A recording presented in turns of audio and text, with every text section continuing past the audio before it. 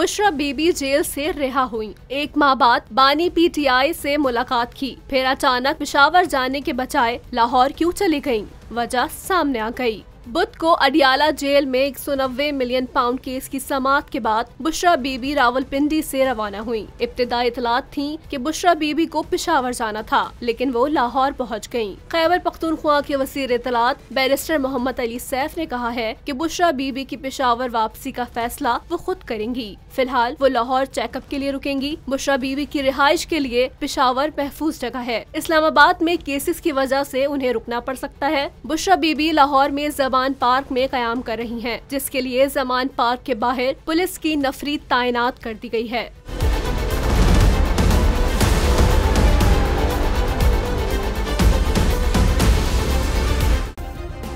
Subscribe करें और bell दबाएं ताकि कोई खबर रह न जाए।